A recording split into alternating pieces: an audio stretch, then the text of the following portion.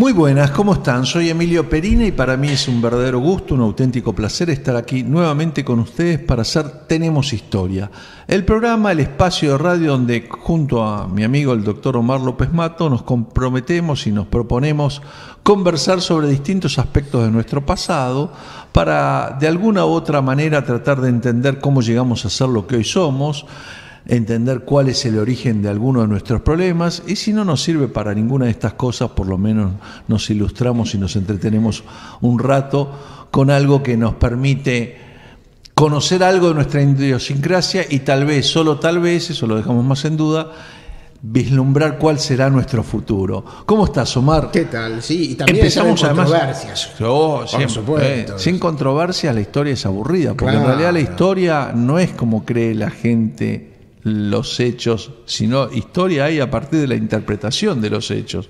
Los hechos son simplemente una crónica. Y los hechos no siempre son lo que se dicen. Controversias, pero sin cuchillos. Así es. Bien. Les recuerdo, estamos arrancando una nueva serie de programas que estamos grabando y en nuestro año número 12, ya acercándonos al año número 13 de este programa que empezará allá por junio del 2006. Les recuerdo, como siempre, que nos pueden escribir a programa tenemoshistoria@gmail.com, que yo estoy en Twitter, @Emilio Perina, que el programa está siendo grabado en video y después va a estar en las redes sociales, sobre todo en YouTube, donde lo van a poder ver y seguir. Y finalmente también nos pueden encontrar o escribir a través de Facebook, ya sea el Facebook de Olmo Ediciones o Facebook/Tenemos Historia, y allí estamos. Bueno, y hoy arrancamos con un tema urticante, un tema controversial, un tema sin duda doloroso, pero un tema que sirvió también para consolidar a toda una clase política argentina. Y estructurar el ejército. Estructurar el ejército y estructurar lealtades inclusive entre gente que pertenecía a partidos diferentes, pero conservaba ese sentido de la camaradería que le había dado estar en las trincheras de la guerra del Paraguay, ¿no? Claro, el esprit de corps, que dicen los franceses. Exactamente. El espíritu de cuerpo. Antes de irnos a los auspicios del programa, vamos a presentar a nuestro invitado de hoy. Nuestro invitado de hoy es Leonardo Castanino, autor de La Guerra del Paraguay, la Triple Alianza contra los Países del Plata, editado por la Gaceta Federal. Además, Castanino es ingeniero civil, oriundo de la provincia de La Pampa, se declara como un pensador independiente del campo federal y tiene otros trabajos sobre Juan Manuel de Rosas, Sombras y Verdades, y Juan Manuel de Rosas, La Ley y el Orden, y además un trabajo que debe ser muy divertido sobre quién inventó el dulce de leche. Pero de cualquier manera, está claro que no entregamos el dulce de leche, que es argentino 100%, ¿no? No sé qué dirá el libro, pero... ¿Cómo está, Leonardo? Un gusto tenerlo acá. Presentamos los auspicios del programa y nos ponemos a conversar hoy sobre la Guerra del Paraguay. Seguimos en Tenemos Historia. Hoy nos visita, como dije en la apertura, Leonardo Castanino. El tema que vamos a tocar hoy es en torno a un trabajo de él, La Guerra del Paraguay, la Triple Alianza contra los Países del Plata, que presenta la Gaceta Federal. Y Castanino, ¿por qué un ingeniero civil o cómo es el interés de un ingeniero civil primero por la historia? Es decir, ¿cómo nace, cómo surge? Bueno, en realidad surgió porque un ingeniero amigo mío sabía muchísimo de historia, una cosa... Entonces yo le dije, qué raro usted siendo ingeniero que le guste la historia. Y dice, bueno, yo vivía con dos estudiantes que estudiaban historia, entonces para poder discutir tenía que ir a la biblioteca a instruirme para poder... Y a mí me pasó un poco lo mismo, empezando a discutir de historia, empecé a estudiar para... Y con un ánimo federal, por lo visto, porque todo... No, y claro, porque me acuerdo una vez me prestaron un libro de Rosas y yo digo, pucha, esto no es lo que nos contaron, y ahí empecé a investigar. Claro, bueno, sí, seguro. Bueno, y la construcción histórica de nuestro pasado es un tema, es el tema de discusión, es el tema de controversia. Claro, y después de ahí salté a, por ejemplo, a Artigas, que tiene mucho que ver, a Gaspar Rodríguez de Francia, la Guerra Paraguay, en fin. Bueno, el camino para ese lado, claro. Sí. Hoy el tema es la Guerra del Paraguay, y un poco diría, aunque ya hemos tocado este tema, los oyentes de Tenemos Historia podrán recordar que hicimos un programa con De Marco y otro programa en torno a una novela. Un par de veces lo hemos tocado, pero no está de más repasar las causas de la guerra. Bueno, que la historia de la Guerra del Paraguay son 4 o 5 años cruciales en la historia nacional, ¿no? Es decir, se hace una generación y se pierde una generación. Es que hubiese sido de Dominguito, que hubiese sido de los miles de muertos, la mejor de la juventud porteña murió en los campos paraguayos. Sí, acá yace la flor innata de la juventud porteña, pusieron después la batalla de la batalla de Curupaytí. O sea, las causas están un poco explicadas casi en el título del libro, porque el título del libro dice la triple alianza contra los países del Plata, porque Alberdi fue un gran pensador, sí, seguro. Y enemigo de la guerra, ¿no? Uno de los libros más fabulosos de Alberdi, que tiene varios libros fabulosos y es probablemente el mejor pensador político de la historia argentina, es El crimen de la guerra, precisamente, ¿no? Y Alberdi dice, la guerra de Paraguay fue la triple alianza de la oligarquía porteña, montevideana y de Río de Janeiro contra las provincias del Río de la Plata. Eso fue lo que dijo. Porque él interpretaba que, digamos, que el avance brasileño y con la complicidad de Mitre habían destruido, digamos, el Paraguay como una forma de llevar el libre comercio, etc. Claro, y Venancio Flores, porque el conflicto empieza literalmente en Uruguay. Sí, Venancio Flores en realidad fue un mercenario de Mitre en contra de los federales del interior de Buenos Aires, hasta que incluso participó en CP de Pavón, hasta que Mitre se queda con el interior y Urquiza se queda con... Bueno, y toda esta serie de conflictos, es decir, la hecatombe de Quinteros, es toda una parte muy importante de la historia uruguaya, pero termina el conflicto, es el apoyo que Mitre le da a Venancio Flores. Claro. Pero última instancia porque hay una serie de pactos previos, pero en última instancia el que mete la pata acá es López. López entra a Corrientes. Bueno, eso después lo discutimos. Bueno, pero te quería terminar lo de Venancio Flores. Venancio Flores lo ayuda a Mitre contra los del interior. Bueno, todos los oficiales de Mitre eran uruguayos. Urquiza se queda en la Mesopotamia y después Venancio Flores le pasa la factura a Mitre. Y Mitre se la paga contento porque, claro, quería sacar al gobierno liberal que había federal que había en Montevideo, en Uruguay, que era Berro y después Aguirre. Entonces le financia y junto con los brasileños... Ahora, a mí me interesa este tema que planteó Omar y que ya lo hemos hablado en alguna otra ocasión. Si no hay un error de Francisco López, porque la invasión a Corrientes, más las muertes y las violaciones que hubo, obligan a Argentina a entrar en guerra. Lo obliga a Mitre a avanzar. No, porque fíjese una cosa. Paraguay era prácticamente aliado de Uruguay porque era el que le garantizaba la salida al mar. Entonces, primero lo desplazan al presidente uruguayo y se instala Venancio Flores. Mitre incluso publica en el Diario de la Nación, dice, el próximo paso es Paraguay. O sea que estaba programado. Inclusive, la guerra, el Tratado de la Triple Alianza se firma en abril del 65, pero el pacto de alianza se hace hay un pacto previo, pero en realidad la iniciativa, hay un pacto previo que la documentación está en Brasil, eso hay muchos estudios, sí, eso lo digo, pero había una estrategia geopolítica, pero en realidad el que da la excusa perfecta para agredirlo termina siendo López, invadiendo la Argentina, tomando Corrientes. Fíjese una cosa. López primero le declara la guerra a Brasil, porque a Brasil, violando un tratado de navegación, le manda un barco lleno de armas. López le pide a Urquiza que lo dejen pasar para defender a Uruguay. Y Urquiza le dice que sí, que si no lo dejaban pasar, él iba a ser la vanguardia de López. Pero ahora, Urquiza sabemos. Ahora Argentina, tenía unas... Era un buen vendedor de caballos. Ahora... claro, un vendedor de caballos viene a ser como un vendedor de autos usados ahora. Claro, él le vendió los caballos. Que la gente lo entienda, porque claro, la gente no compra caballos hoy día. Él le vendió los caballos de Entre Ríos a Brasil y se pasó de bando. Pero fíjese que Argentina ya era beligerante. por ejemplo, cuando Brasil ataca Paysandú, sí, los barcos cargaban las bombas acá en el río.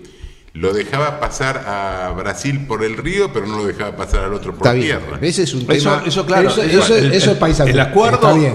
Eso es Paysandú y era un problema. Muchos argentinos fueron a pelear por Paysandú, entre ellos. Eso no autoriza la invasión a Corrientes. Diógenes Urquiza peleó. Pero Urquiza no lo dejaba pasar. Bueno, y el otro fue Rafael Hernández. Que va José a buscarlo. Ahora, pero está bien. Eso es una cuestión de uruguaya. Ahora le termino la idea. Sí. Paraguay, como no lo dejaban pasar, e incluso él dijo voy a pasar con o sin permiso. Sí. Desde diciembre lo venía hablando. Bueno, pero eso es una provocación de guerra. Esa vaya a ser la soberanía nacional. La cuestión que López le declara públicamente la guerra a Argentina el 18 de marzo del 65. Y no solamente se la declara públicamente, sino que manda un oficial del ejército con una copia de la declaración de guerra. Y eso se sabe porque incluso el cónsul inglés le informa a su gobierno y dice: Paraguay le declaró la guerra a Argentina, vi copia en manos de Elizalde. Ahora, Mitre, ¿qué hace? Lo pone prisionero al emisario hasta después de la guerra y esconde la declaración de guerra y espera que lo ataquen. Entonces cuando atacan, nos atacaron sin previa declaración de guerra. No es cierto, eso es lo mismo que Pearl Harbor.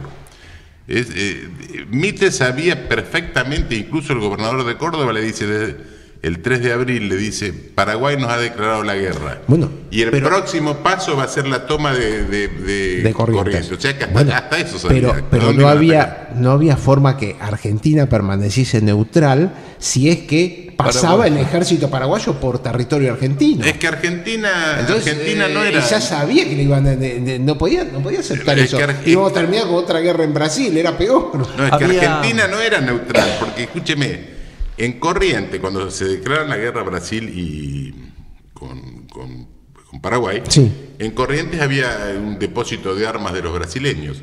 Y Mitre le manda a decir a un periodista de allá, dice, censure la prensa en contra de Brasil, dice, y facilite, le dice al gobernador, facilite el envío de correspondencia de los diplomáticos de los gente brasileña en valija diplomática a nombre de Elizalde, o sea que estaban hasta contrabandeando la documentación de guerra. O sea que para mí no era, era beligerante, pero con todas las letras. No, que había un pacto previo, que estaba de acuerdo, que en algún momento se la iban a dar por la cabeza a López. Era así, pero yo siempre digo, el que da el mal paso y que no da una vuelta para atrás y que no permite es decir, no le deja otra salida que empezar una guerra. No, es que él le declaró la guerra, precisamente. Bueno, le declaró la guerra. Ahí me tengo, y para cerrar este bloque, me parece reinteresante la polémica. Recuerdo la frase de una señora que falleció hace pocos años, que educaba a sus 3 hijos y siempre les decía: el que pega pierde sus derechos. Sí. El que invoca la violencia después no puede invocar los derechos. Pero es que o vas por el camino de la violencia y la diplomacia o vas por el camino de los derechos. Entonces, el que acude a un método violento, por las razones que fuera, aún teniendo la razón, está renunciando a la justicia y al derecho. Bueno, ¿y qué es lo que hizo López? Bueno, entonces después las consecuencias son esas. Mitre también hizo violencia porque le abastecía de armas, de bombas. Mitre tomó partido, pero eso no es violencia. No es lo mismo que invadir Corrientes y violar y asesinar. Le daba era beligerante. Le vendía, es un comercio, si usted quiere. Argentina era beligerante. Es una interpretación un poco. No es lo mismo ser beligerante abasteciendo armas, porque entonces uno debería decir, Hitler debió haber atacado a los Estados Unidos, que le ofrecía armas a Inglaterra y a la Rusia. Lo hablamos en otro programa.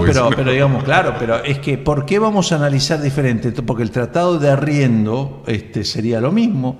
Bueno, si Argentina le daba armas o le vendía o le facilitaba el tema a Brasil, era un tema para discutir diplomáticamente. Y que había una actitud beligerante, Y había un pacto. Si se hablaba de alianza de cañonazos. Sí, se hablaba, pero el que empieza con los cañonazos después no puede invocar el derecho, ¿no?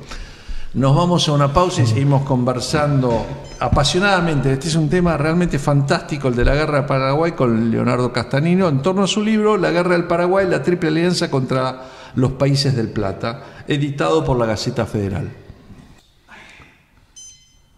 Seguimos en Tenemos Historia, hoy con la visita de Leonardo Castanino a propósito de la Guerra del Paraguay, su libro que lleva por subtítulo La Guerra del Paraguay, pero el subtítulo es La Triple Alianza contra los Países del Plata. La Gaceta Federal, como nos dijo en el primer bloque, parte de este título está inspirado en las ideas de Juan Bautista Alberdi y un libro muy recomendable que es El Crimen de la Guerra, ¿no? Un libro que debería ser de lectura obligatoria. Bueno, producida la invasión, Mitre llama a las fuerzas y se manda uno de los peores discursos de la historia política argentina. Sí. Uno de los discursos de los cuales él mismo se arrepintió y expresó muchas veces que había sido un error tremendo, que es el exceso de confianza. Un mes, ¿cómo era? En una semana. No, 3 días en el cuartel, 3 semanas en campaña y 3 meses en Asunción. Exactamente. Al año todavía ni había pisado Paraguay. Asumiendo que la guerra iba a ser corta, breve. Claro. Se parece no, mucho. Porque aparte contaba con todo el poderío brasilero, que era importantísimo, la flota brasilera. Esto es interesante y me gustaría remarcarlo porque la actitud festiva, irresponsable y exitista que tuvo la clase dirigente porteña, Mitre a la cabeza, porque era el representante de esa clase, heredero de Rosas era el representante de esa clase porteña, es la misma que tienen todos los países con la Primera Guerra Mundial. Los alemanes, los rusos, los ingleses, los franceses, todos marcharon a la Primera Guerra Mundial como si pensando que iba a ser una guerra corta y de rápida resolución. Para Navidad estamos de vuelta en casa. En Curupaití fueron tocando música y con uniforme de gala. Y pensaba que iba a ser un desfile. Lo que pasa es que Curupaití, al blanco prácticamente. Es claro que Curupaití, la flota brasilera, y después eso lo recrimina, la flota brasilera tiró como 10.000 bombas. Y no hizo nada. Es una locura. En Buenos Aires decían, ganar la guerra sin la flota es muy difícil. Dice, pero con la flota es imposible. Claro. Porque pasaban... Ahora, es interesante eso que tocas porque me permite hacer un comentario general sobre cuestiones de la época, que es que en realidad, inclusive en la Segunda Guerra Mundial también, la artillería era muy ineficaz. Fue ineficaz mucho tiempo, producía mucho ruido, mucha confusión, mucho humo, pero era muy difícil que produjera resultados bélicos importantes. Sí. Bueno, Paraguay no eran cañones rayados, en cambio los brasileños tenían acorazados. Claro, es la primera guerra tecnológica en América Latina. La primera guerra industrial. Junto con la guerra de los Estados Unidos, la guerra de secesión, y la de Crimea. Son las tres. La de Crimea más o menos, ya la de 1870. Entre Alemania y Francia. En Alemania y Francia, la guerra la batalla de Sedán, es ahí, aparte tiene una injerencia mucho más importante ahí el ferrocarril, que acá no tiene tanta injerencia el ferrocarril. Claro. Pero sí los barcos acorazados, el bombardeo excesivo, el bombardeo así masivo. Sí. Y recién Leonardo Castanino hacía referencia a la forma de marchar en torno a como si fuera una fiesta, con uniformes y gala. Y mucho de eso también pasó en la Guerra de Secesión de los Estados Unidos, donde se combatían con dos estilos diferentes, estilos, si se quiere, no sé si llamarlo de la caballería o de la manera de combatir en las guerras donde había otro tipo de respeto, con guerras donde empieza a funcionar más el vale todo, ¿no? Claro. Y eso produce grandes masacres. Acá no, porque en Estados Unidos recién, durante la guerra civil termina en el 64 y esta guerra empieza en el 65, y al final de la guerra civil ya los americanos, el norte usaba armas a repetición, empieza con el Remington, las ametralladoras existían ya. La Gatling me parece que es posterior, me parece que la Gatling es del 70. En la guerra civil se usaron ametralladoras. Dudo, eso lo vamos a ver. Paraguay, pero la guerra de Paraguay, había armas rayadas, pero los paraguayos no eran de todo. Pero acá no usaron armas a repetición. Sí, Sarmiento. Lo que pasa es que la primera ametralladora la baja Sarmiento. Acá en la Argentina. Con la rebelión de López Jordán. Con la rebelión. Bueno, y la utiliza antes de la entrevista con Urquiza. Sí. antes de la entrevista con Urquiza. Creo Sarmiento que usa en la fachada de un colegio, no sé. Quiere ver cómo funciona la Gatling, y creo que era la Gatling, no, la Maxim es después, que Gatling era médico. Ajá. Aprendimos a matar antes que curar. Bueno, a matar en forma. Las dos guerras, la de la secesión americana y la del Paraguay, significaron grandes avances en la medicina, en la cirugía. Bueno, por la carnicería misma que significaron. Claro, ¿no? Los paraguayos no tenían dos médicos ingleses. Lo que hicieron estos dos médicos ingleses es entrenar a chicos de la sociedad paraguaya, más o menos despiertos, les enseñaron los rudimentos de la atención médica. El ejército argentino sí tenía médicos, entre ellos Eduardo Wilde, que va como médico, varios más, pero bueno, Eduardo Wilde, saben que yo tengo una fijación con Eduardo Wilde, entonces por eso lo traigo a colación. Pero sí tiene un ejército, Damianovich como general, etcétera. Los paraguayos no tenían. Que había entre es más, de hecho, algunos paraguayos preferían entregarse a los argentinos para que lo atendieran los médicos argentinos, que en ese sentido no hicieron discriminación, no hacían discriminación. Atendían a los soldados paraguayos. Las tropas argentinas eran menos instruidas que las paraguayas. Sí. Los paraguayos prácticamente, incluso Alberdi dice que casi no había alguien que no supiera leer y escribir. Bueno, eso es lo que siempre tuvo Paraguay. Paraguay desde Francia enseñaba a leer y escribir, pero no te pases a la universidad porque ya eso era muy difícil.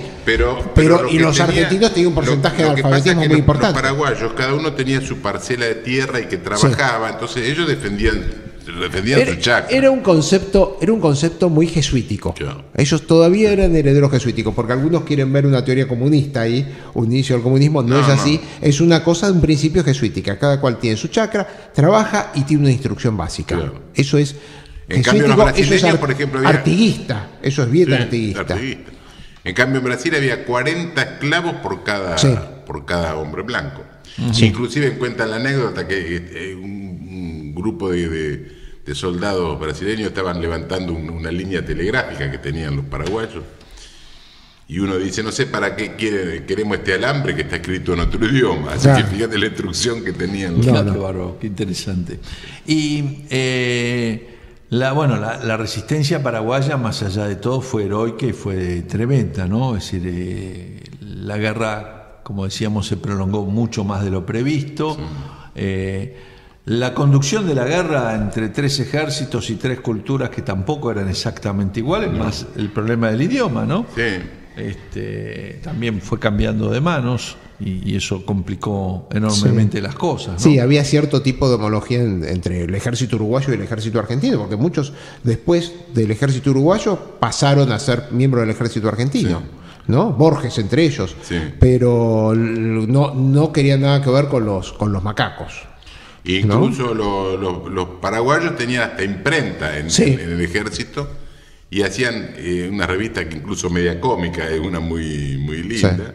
Sí, pero López estaba mal de la cabeza. Y la escribía estaba escrito en guaraní, en castellano y en brasileño, la dejaban. Sí. Propaganda, digamos. La dejaban como para que la encuentren los. Y ahí incitándolos a abandonar las armas. Hay un dibujo hecho en el Cacique Lambaré, se llama el diario, y había otro, en este momento no me acuerdo, y entonces estaban con un globo espiando a las brasileños, espiando las... Es cierto, porque se empezaron a usar los globos aerostáticos para ver enfrente. Y los paraguayos escondían los cañones, los escondían con ramas, incluso hacían cañones con hojas de palmera para que parezcan cañones cuando los ven de lejos. Y entonces está el globo y están ahí 7, 8 paraguayos bajándose los pantalones y mostrándole el traste, dice, mostrándole una buena cara al emperador, dice abajo. Chiste bastante gracioso. Sí, sí, es verdad. El cabichuy se llama.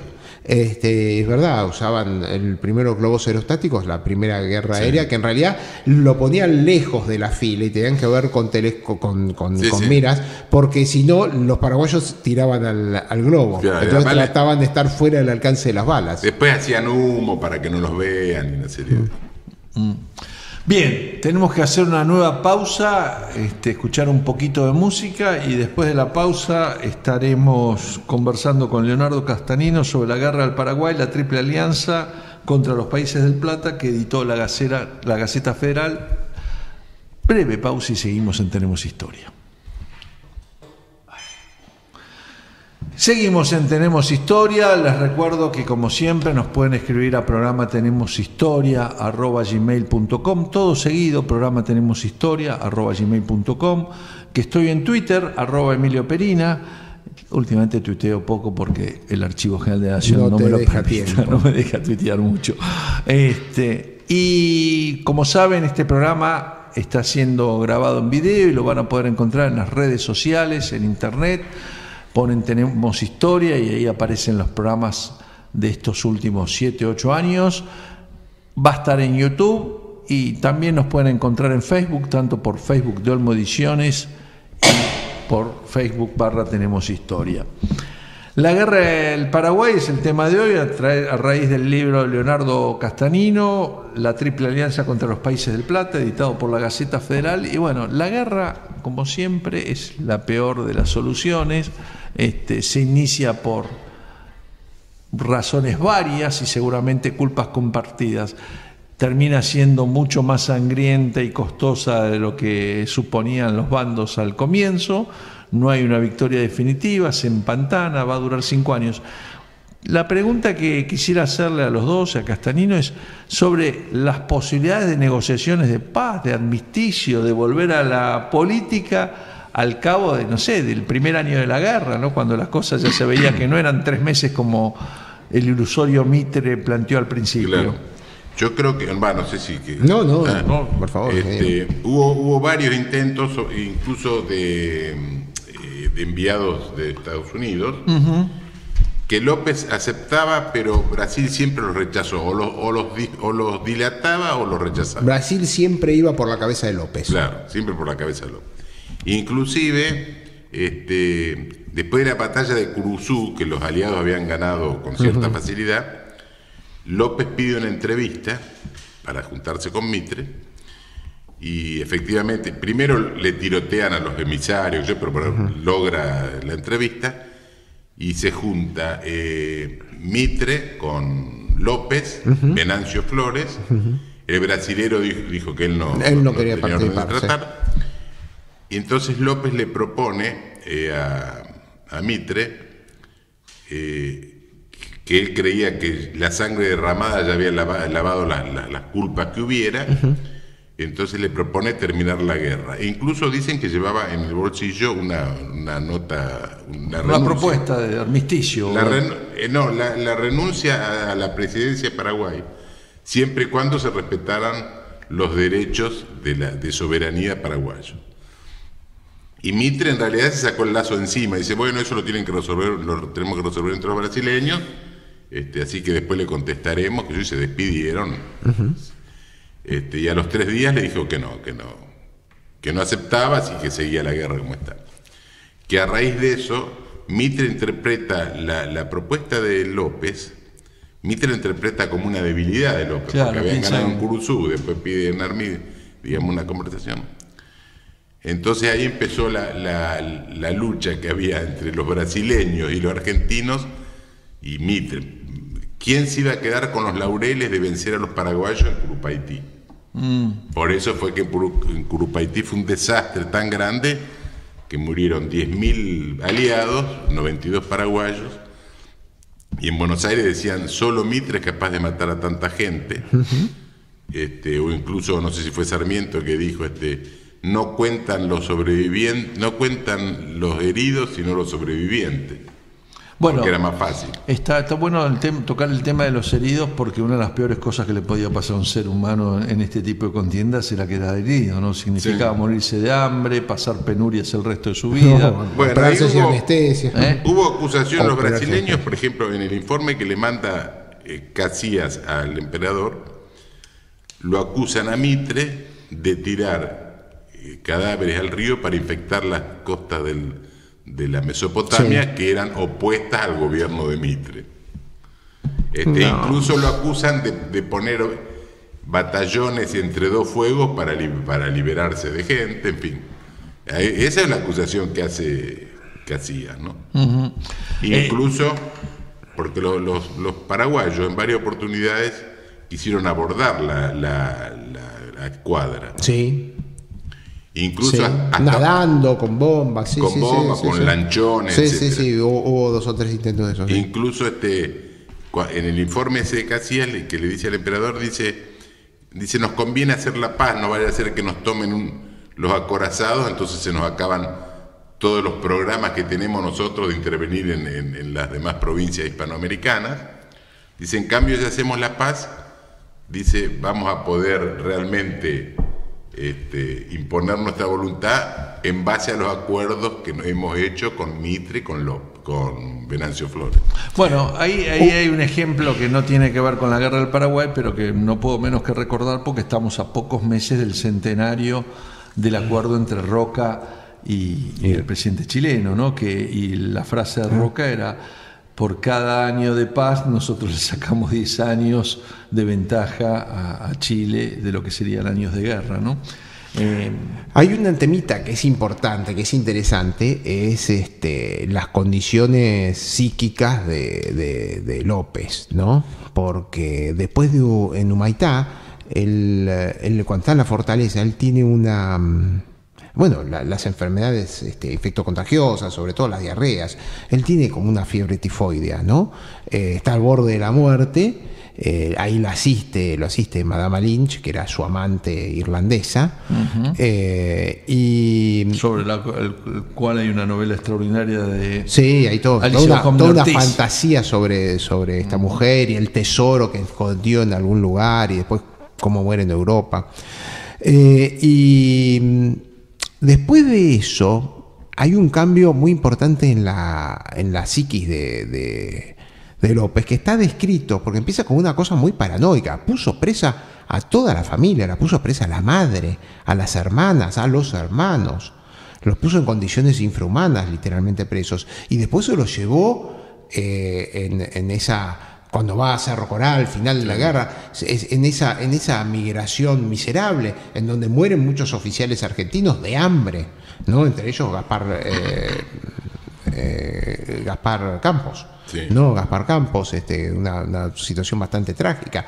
Pero eso es una cuestión que a mí siempre me llamó la atención, porque tiene una actitud de libro de paranoica. Sí, pero lo que pasa es que lo de la familia sí es un hecho que lo han criticado y tal vez sea criticable. Lo que pasa es que usted póngase en la situación. Paraguay tenía 800 o 1 millón de habitantes. Sí, 1 millón de habitantes. Murió el 75% de la población. Pero esto estamos hablando después de Humaitá, es decir, todavía estaba... Está bien, en vez de 75 habían muerto el 45. No había muerto tanto. Bueno, pero esas son consideraciones que cuando uno va a la guerra las tiene que tomar. Si no, somos como Galtieri. Fuimos a tomar las Malvinas, volvimos y después nos arreglamos. En ese momento le hacen un complot para una traición.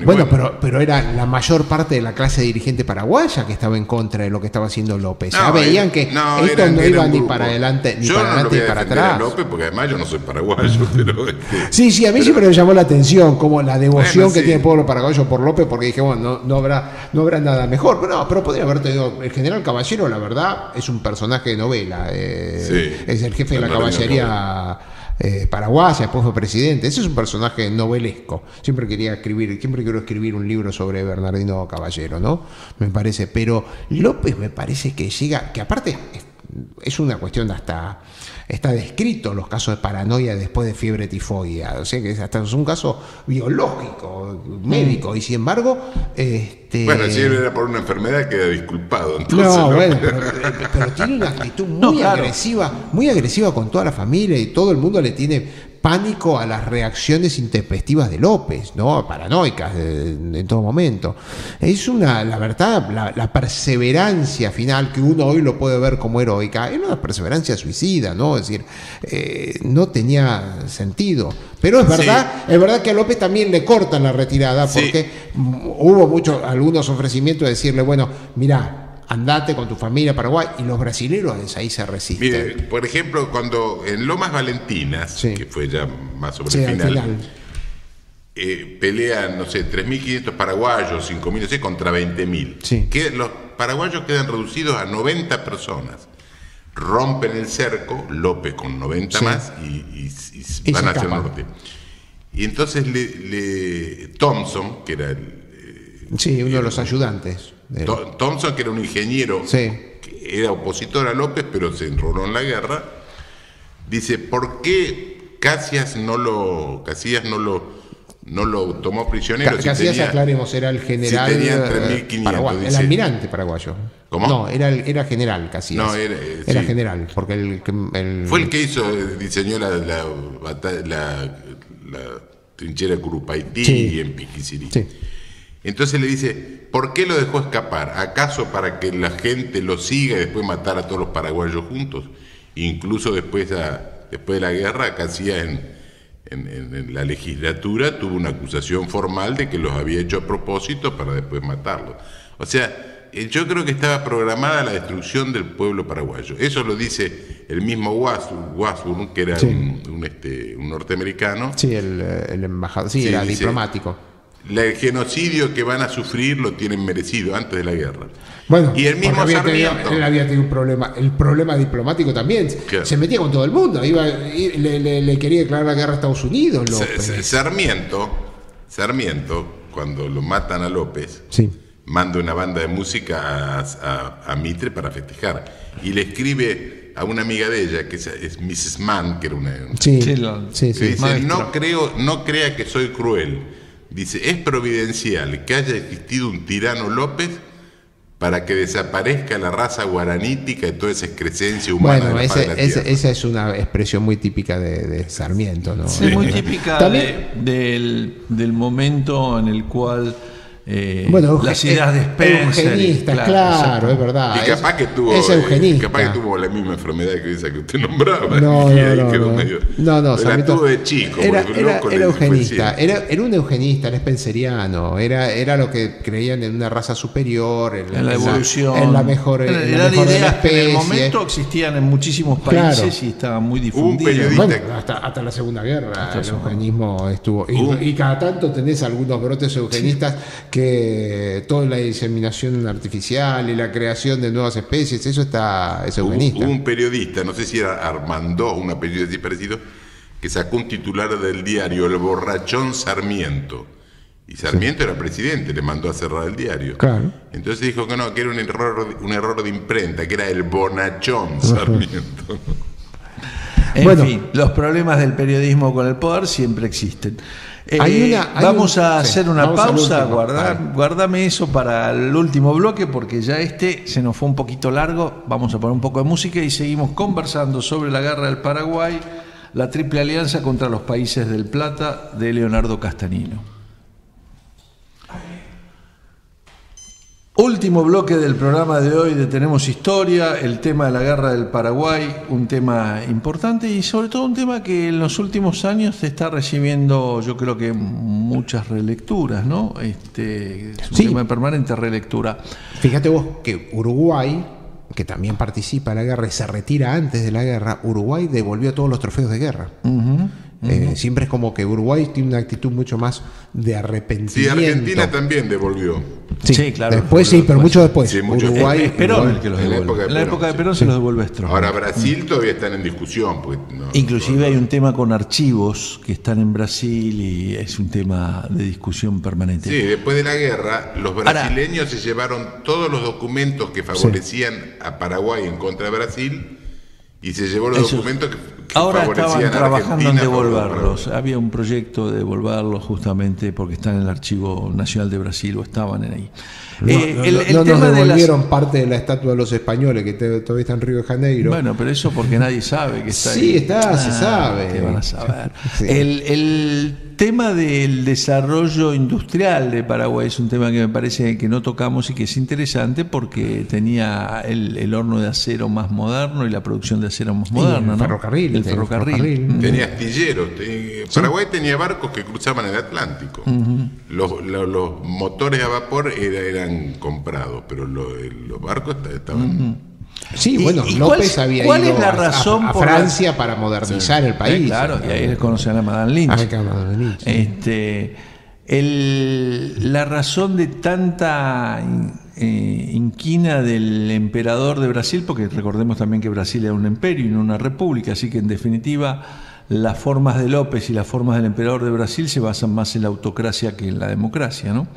Para tener tanta inquina, ¿había alguna especial razón? Bueno, yo creo que la razón era el ánimo expansionista que siempre tuvieron los brasileños, eso es verdad, pero se quedaron con porque la discusión que estaba la tierra que estaba en discusión no era poca cosa. Estamos hablando de gran parte del Mato Grosso y del Río Grande do Sul, porque todo el Mato Grosso eso sí, había una cuestión económica también, porque por ejemplo, que financió la guerra es Irineo, el barón de Mauá, que era testaferro de Rothschild y dueño de prácticamente de Brasil y de Uruguay. De Uruguay, gran parte de Uruguay. Sí. Incluso tenía una sucursal en Santa Fe. Él había prestado la plata a Urquiza para hacer la campaña contra Rosas. Y Urquiza incluso lo autorizó a emitir moneda. Sí.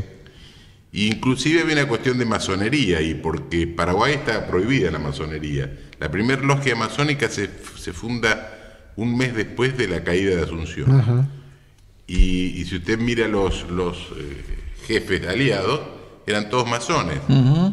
Pedro II, el conde de U, Mitre, Sarmiento, etcétera. Bueno, Sarmiento como jefe militar también tiene poca relevancia, ¿no? Sin embargo, la foto que más le gustaba a Sarmiento era vestido de general. Después de la guerra. Llegó general, eso. Increíble. Cuando asumió el primer gobierno paraguayo después de la guerra, en representación de Sarmiento fue Roque Pérez, que era el gran comendador de la masonería argentina. Uh-huh, uh-huh. O sea, algunos dicen que no, yo no sé, para bien o para mal, pero algo tuvo que ver ahí. Es probable. Bueno, posible. Y después estaba el tema que le comentamos hace unos minutos así fuera de micrófono, el empréstito que gestiona Alberdi y Terrero, el yerno de Rosas, para Paraguay, que no sé, yo sé que después terminan ellos en una situación conflictiva, pero eso nunca no lo profundicé el tema, pero eso sería un tema interesante, porque a pesar de que Félix Luna decía que se habían acabado los documentos del siglo XIX, este documento yo nunca lo vi. Es decir, ¿qué pasó con la plata esa y qué pasó con el empréstito que contrajo o que iba a contratar Alberdi? No sé si se concretó. Sé que la plata no llegó a Paraguay. No llegó a Paraguay. Pero sé que me parece que se concretó. Ahora, ¿qué fue de esa plata? No lo sé. Y fue lo que pasó con muchos empréstitos ingleses, que se concretaban, pero después... lo que llegaba... Bueno, el de la Baring Brothers se pierde en la guerra con Brasil, digamos. Se utiliza, en vez de para hacer el puerto de Buenos Aires, que igual era una mala idea, ¿no? Porque en Buenos Aires no es una ciudad adecuada para tener un puerto de aguas profundas, y tiene inclusive hoy unos problemas tremendos. El puerto natural es Montevideo, pero bueno, lo que debió ser la construcción del puerto de Buenos Aires terminó siendo la financiación de la guerra del Brasil contra el Brasil. Y qué curioso, ¿no? Porque en definitiva hay menos de 40 años Argentina y Brasil enfrentados en 1820 y pico, terminan aliados 40 años después, ¿no? Bueno, Brasil, la batalla de Caseros se hace en gran parte gracias al ejército brasilero también. Lo de la guerra paraguaya se lo vaticinó Rosas en una carta a Carlos López en el 42. López pide la independencia y Rosas le dice que formalmente le dice que no se la puede dar porque tienen que ponerse de acuerdo todas las provincias que ahora están en guerra, que ni aprueba ni desaprueba, pero él no es, digamos, no tiene autoridad para hacerlo. Y en una carta... Perdón, ¿la independencia de qué le pide López? De Paraguay. De Paraguay, sí. En 1842.